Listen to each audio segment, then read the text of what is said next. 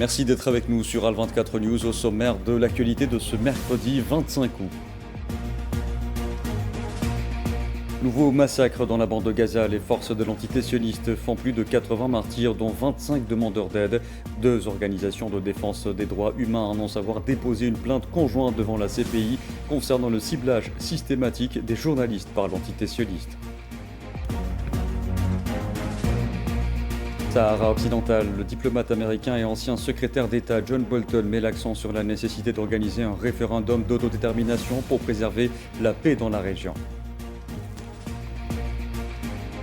Au Soudan, au moins 2 personnes, dont un enfant, ont été tuées ce mercredi dans une attaque de drone visant la localité de Tamboul, au sud-est de Khartoum, au lendemain de nouvelles frappes des FSR sur la ville d'Al-Fasher. Et puis le sommet vendredi entre Donald Trump et Vladimir Poutine suscite les plus grandes attentes. Cela se passe en Alaska, un territoire hautement symbolique dans l'histoire des deux nations.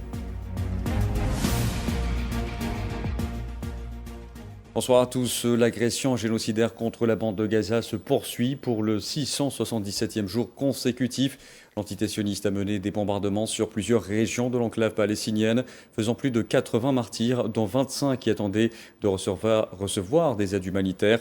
Selon les autorités sanitaires palestiniennes, les corps de 123 martyrs et 437 blessés sont arrivés dans les hôpitaux de Gaza au cours des dernières 24 heures. Et depuis le 7 octobre 2023, le bilan des victimes de ce génocide s'est alourdi à 61 722 martyrs et 154 525 blessés.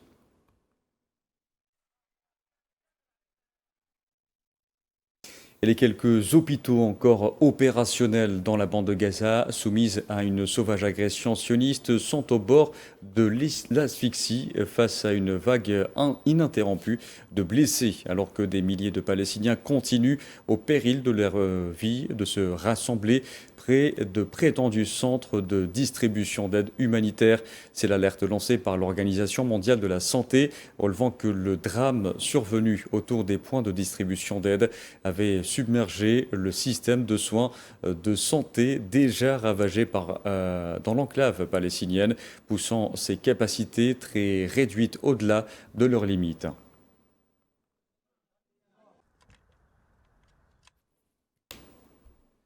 Et les autorités sanitaires palestiniennes ont annoncé ce mercredi la mort en martyr de 8 Palestiniens, dont 3 enfants, au cours des dernières 24 heures à cause de la famine et de la malnutrition dans la bande de Gaza, due au blocus imposé par l'entité sioniste. Le nombre total de Palestiniens tombés en martyr à cause de la famine et de la malnutrition s'élève désormais à 235, dont 106 enfants.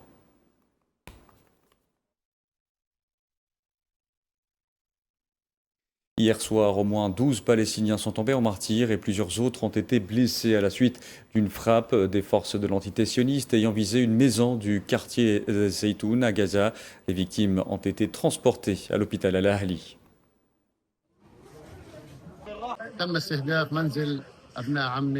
La maison de mes cousins a été prise pour cible. Mahmoud Aboudaf et ses enfants, leurs 2 enfants, tous leurs enfants et leurs femmes, alors qu'ils dormaient à 3 heures du matin en paix. Où vont les gens? Où vont les gens? Maintenant, tout Gaza est visé. 5 enfants, 3 femmes et les autres sont des jeunes. Dieu soit loué. Il ne s'agit pas seulement des blessés, mais des blessures graves. Leurs blessures sont très graves. Dieu soit loué. Nous les considérons comme des martyrs et espérons qu'ils seront les derniers, si Dieu le veut. C'en est assez, assez de ce que le peuple de Gaza a enduré. Suite au bombardement d'une maison de la famille Aboudaf dans le quartier de Zaytoun, nous avons reçu à l'hôpital d'Al-Ahli Arabe 12 martyrs et plusieurs blessés, dont des enfants et des femmes. Certains blessés ont été immédiatement admis au bloc opératoire. Nous suivons toujours ces cas car certaines blessures nécessitent une intervention immédiate. Et les bombardements incessants des forces de l'entité sioniste ont quasiment tout rasé dans la bande de Gaza, délogeant des centaines de milliers d'habitants. Ces derniers sont condamnés à un déplacement forcé sans savoir où aller. Asma Laïd. Presque 2 ans après le début du génocide à Gaza, Un désastre humanitaire se produit sous nos yeux. Près de 2 millions de personnes sont actuellement laissées sans ressources, affamées et à la merci de frappes incessantes de l'entité sioniste. Sur ces images, on y voit des Palestiniens déplacés portant leurs affaires alors qu'ils fuient les frappes sionistes dans les quartiers de Zaytoun et Asqoula. Les bombardements, les missiles et les éclats d'obus se poursuivent sans relâche et les enfants crient d'une manière inhabituelle, déclare une femme palestinienne. Nous avons quitté le quartier de Zaytoun et sommes arrivés dans la zone d'Asqoula et maintenant ils ont menacé la zone. Ici nous sommes déjà déplacés, c'est la 10e fois que nous sommes déplacés. Et mon mari est un vieil homme blessé, je suis une femme fatiguée, j'ai de l'hypertension, j'ai du diabète, je suis incapable de marcher, il n'y a ni nourriture ni eau, notre situation est difficile, assez, nous sommes fatigués. Notre jeunesse et nos maisons ont disparu. En plus des bombardements incessants, le bourreau sioniste empêche l'aide humanitaire d'être acheminée efficacement, laissant ainsi des enfants, des femmes et des hommes périr dans d'atroces conditions. Nous avons été déplacés du quartier Zaytoun en raison de l'intensité des bombardements depuis la nuit dernière jusqu'à maintenant. Et nous n'avons pas dormi de toute la nuit. Les bombardements, les missiles et les éclats d'obus se poursuivent sans arrêt et les enfants crient d'une manière inhabituelle. Tous ceux qui entendent ma voix, ayez pitié de nous, soutenez-nous, voyez les circonstances dans lesquelles nous survivons et aidez-nous. Nous voulons vivre, nous voulons simplement vivre. Et c'est mon message à tout le monde, nous voulons vivre, laissez-nous reposer. Je suis une vieille femme fatiguée. Le but du bourreau sioniste est très clair, la mise en place d'un plan de déportation de la population palestinienne de Gaza par la contrainte et la violence, une population meurtrie dans sa chair mais qui fait preuve de résilience. Hors de question de jeter l'éponge, même après l'assassinat de 6 de leurs collègues dimanche par les forces de l'entité sioniste, les journalistes de la bande de Gaza ne cèdent pas à l'intimidation. Ils refusent de délaisser leurs micros et leurs caméras et promettent de continuer sur les pas d'Anas El-Sharif ou encore Mohamed Qariqa.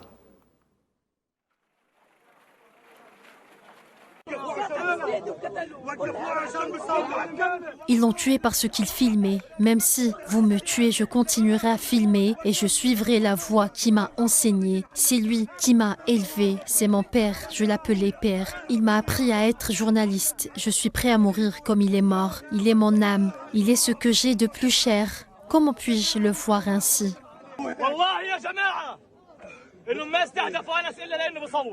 Je jure par Dieu Tout-Puissant qu'ils l'ont pris pour cible uniquement parce qu'il filmait et documentait les crimes. Dès le début de ces tournages, ils complotaient contre lui et voulaient le tuer. Quel crime a-t-il commis ? Son crime était de continuer à filmer et à dire la vérité. Son seul crime était d'être journaliste. À ce jour, nous avons compté plus de 220 journalistes martyrisés pour le bien de la profession et pour le bien de la Palestine.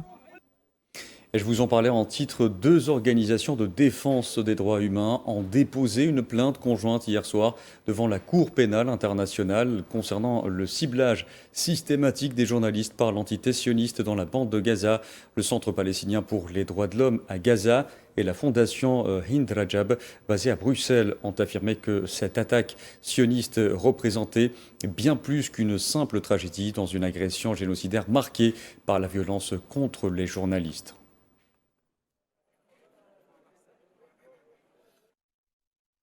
Au volet diplomatique, le Premier ministre néo-zélandais Christopher Luxon a qualifié d'effroyable la situation dans la bande de Gaza, critiquant avec virulence le dénommé Netanyahou. Christopher Luxon a annoncé que ce dernier était allé beaucoup trop loin.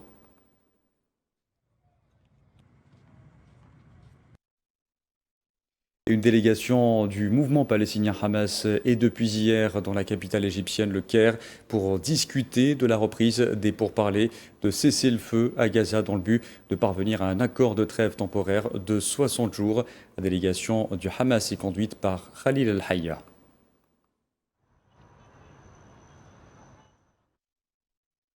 Je vous disais en titre, dans le dossier du Sahara occidental, le diplomate américain et ancien secrétaire d'État John Bolton a mis l'accent lors d'un entretien accordé au journaliste espagnol Héctor Santorum de la radio La Révolution du Sahara occidental sur la nécessité d'organiser un référendum d'autodétermination pour préserver la paix dans la région, mettant en garde contre les répercussions que ce conflit pourrait avoir sur la sécurité de l'Afrique et même celle de l'Europe.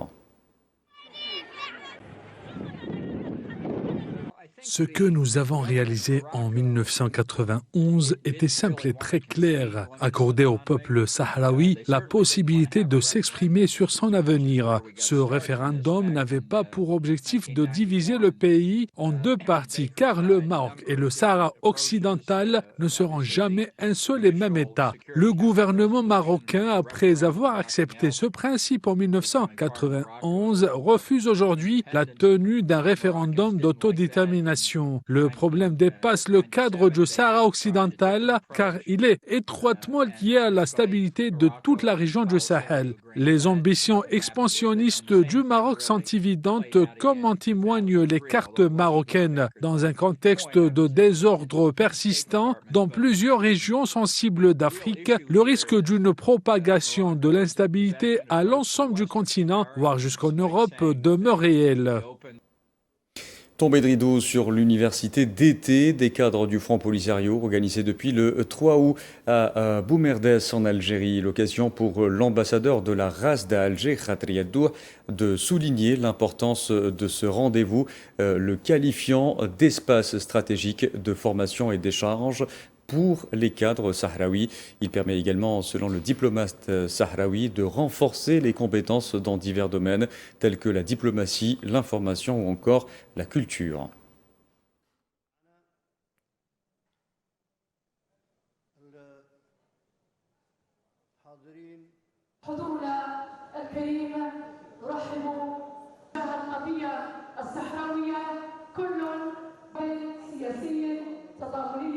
بين الشعبين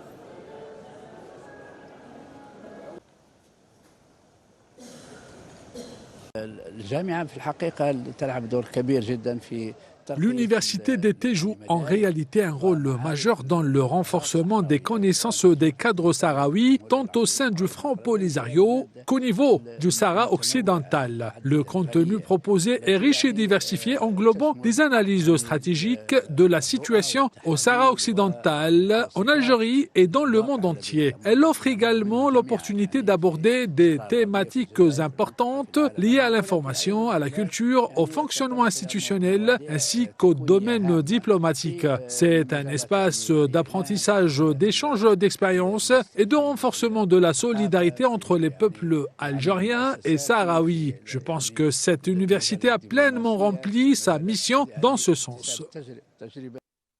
Sécurité en Algérie, 4 terroristes ont été abattus et 4 pistolets mitrailleurs de type Kalachnikov ont été récupérés au niveau des frontières sud-est par des détachements de l'armée nationale populaire et un autre terroriste s'est rendu aux autorités militaires de Bojbaji Mortar durant la période du 6 au 12 août. C'est ce qu'a indiqué ce mercredi un bilan opérationnel de l'armée nationale populaire.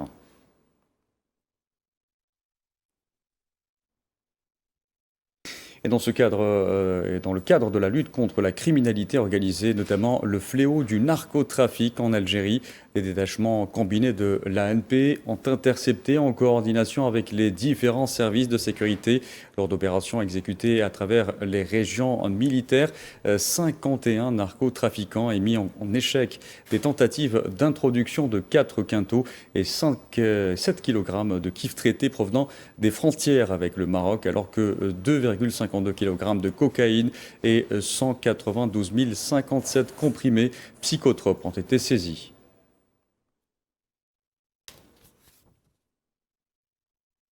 Au Soudan, à présent, au moins 2 personnes, dont un enfant, ont été tuées ce mercredi dans une attaque de drone visant la localité de Tamboul, au sud-est de Khartoum. La frappe a ciblé la ville alors qu'une cérémonie militaire s'y déroulait.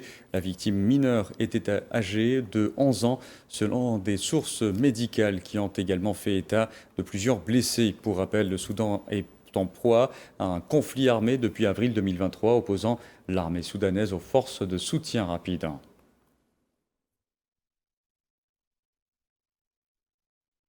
Les forces de soutien rapide qui ont renouvelé leur frappe hier sur la ville d'Al-Fasher, et ce après l'échec lundi de la 227e attaque menée par les FSR contre la capitale du Darfour Nord, assiégée depuis près d'un an et demi.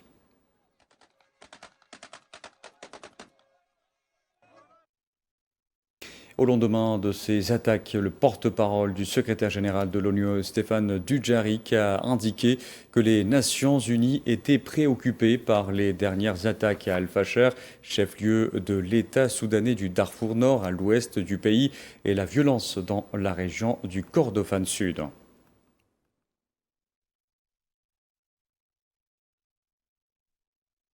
Je vous en parlais en titre, victoire diplomatique pour la Russie, rendez-vous historique sans les Européens. Le sommet entre Donald Trump et Vladimir Poutine suscite les plus grandes attentes. Cela se passera en Alaska, un territoire hautement symbolique dans l'histoire des deux nations. Safouane Bessabri. Une rencontre déjà historique dans un lieu hautement symbolique. C'est dans la ville d'Anchorage, en Alaska, que se rencontreront Donald Trump et Vladimir Poutine le 15 août. Ni les dirigeants européens ni le président ukrainien n'ont été conviés au sommet. Les enjeux du conflit ukrainien se régleront à des milliers de kilomètres de Kiev, sans Kiev.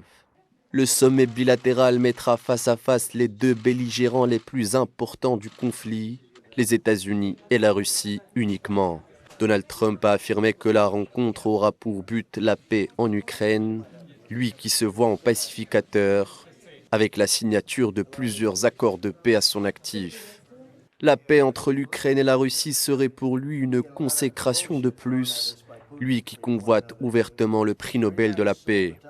Les deux dirigeants savent que sans l'autre, aucun accord ne peut émerger. Un pragmatisme de réalpolitik qui tranche avec l'attitude de l'Union européenne qui veut faire de Poutine un paria. Côté russe, le choix du lieu a ravivé la mémoire collective. L'Alaska pour les nationalistes russes fait partie intégrante de l'histoire de la grande Russie impériale. Pour les nationalistes russes, la perte de l'Alaska et de l'Ukraine ont été de mauvaises affaires pour Moscou. Au Kremlin, on avance déjà la raison logistique. Seul le détroit de Bering sépare la Russie de l'Alaska, ce qui facilitera le déplacement du président russe. L'Europe, grande laissée pour compte dans l'histoire, monte au créneau pour tenter d'unir ses forces diplomatiques en adoptant une position commune.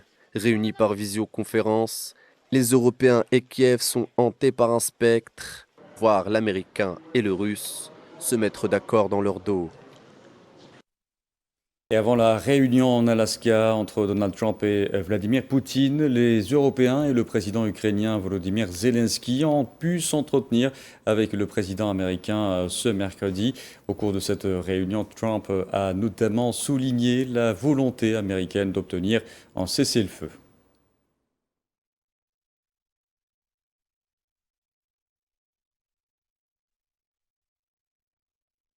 L'Allemagne, le Royaume-Uni et la France sont prêts à déclencher le mécanisme de réimposition de sanctions contre l'Iran si aucune solution négociée n'est trouvée sur le programme nucléaire iranien d'ici la fin août. C'était dans une lettre adressée au secrétaire général de l'ONU, Antonio Guterres, et au Conseil de sécurité.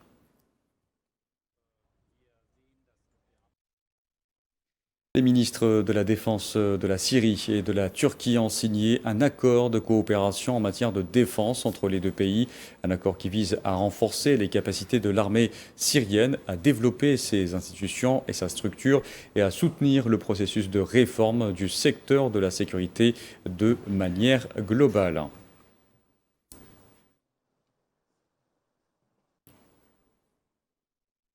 En Inde, fonctionnaires, agriculteurs et étudiants ont organisé des manifestations dans tout le pays contre les menaces tarifaires du président américain Donald Trump. Une plateforme de syndicats a appelé tous les citoyens patriotes à se joindre à ce qu'elle a appelé une journée nationale de résistance. L'organisation exige que New Delhi rejette la pression commerciale des États-Unis et affirme son droit souverain à commercer avec toutes les nations.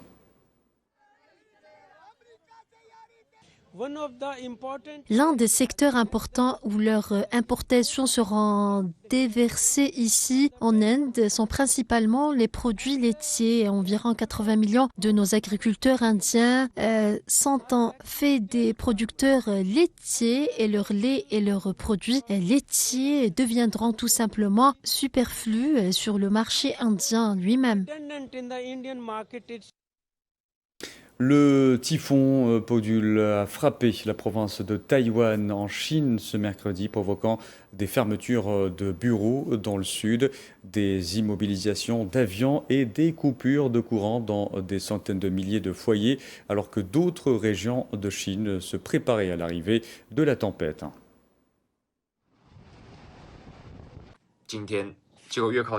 Plus on approchait de l'arrivée du typhon, plus sa trajectoire s'infléchissait vers le sud, alors qu'on l'attendait initialement vers le nord. Au début, je pensais qu'il n'aurait aucun impact sur le centre et le sud de Taïwan, mais à mesure qu'il approchait, il a continué à dévier vers le sud pour finalement passer entre l'île Orchidée et l'île Verte. En effet, le typhon IQ ayant eu un impact considérablement sur l'île Verte, il y a 2 ans, les habitants de l'île redoublent toujours de vigilance lorsqu'un typhon de ce type frappe l'île. La Grèce, qui lutte contre plusieurs incendies, est confrontée à une journée très difficile en raison de violentes rafales de vent. Depuis la semaine dernière, le pays est en proie à des vents de plus de 80 km/h et à des incendies qui ont déjà fait 3 morts vendredi, dont 2 touristes vietnamiens. La hausse des températures prévues pour les prochains jours fait d'ailleurs craindre une propagation plus rapide des feux. Ils nous ont abandonnés à la merci de Dieu. Tout a brûlé, c'est la destruction totale. Toute ma ferme a été calcinée. Tout le monde était très inquiet. Nous avons tous évacué le village. Nous avons nos commerces et nos entreprises ici. Et l'inquiétude était grande. Nous espérons que tout se terminera bien. Et la vague de chaleur a gagné plusieurs capitales européennes. À Londres, londoniens comme touristes n'hésitent pas à piquer une tête sous les gratte-ciel.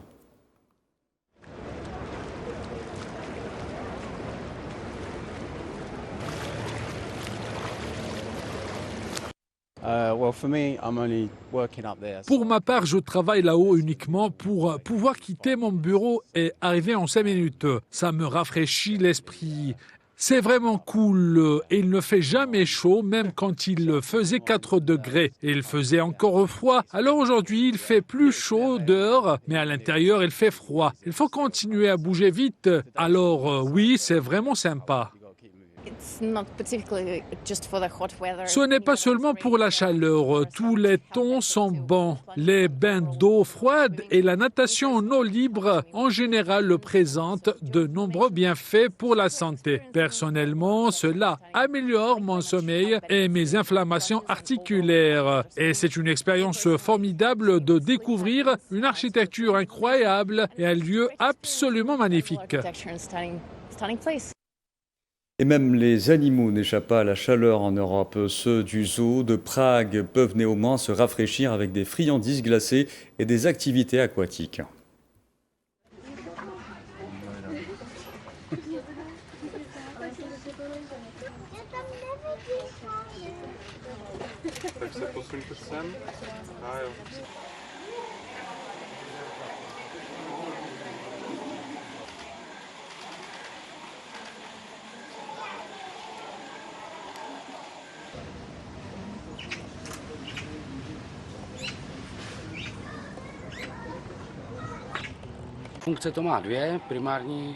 Il a deux fonctions. La première est de se rafraîchir pendant ces journées chaudes et la deuxième fonction est le divertissement, ce qu'on appelle l'enrichissement que nous utilisons ici pour que les animaux intelligents ne passent pas leur temps à s'ennuyer.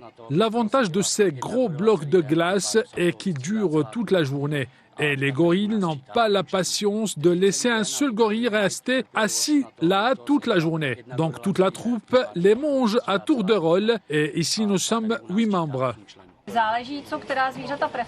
Cela dépend des préférences de chaque animal. Par exemple, les ours préfèrent la glace et les glaçons. Certains animaux préfèrent se contenter de la glace et ignorer les glaçons. Nous choisissons donc ce que nous donnons à chacun en fonction de ses besoins. Voilà, et on arrive à la fin de ce journal. Merci à vous de l'avoir suivi. Vous pouvez revoir ce programme sur le site d'Al24 News ou à travers nos différentes plateformes en scannant le QR code qui s'affiche en bas de votre écran. Excellente soirée à tous.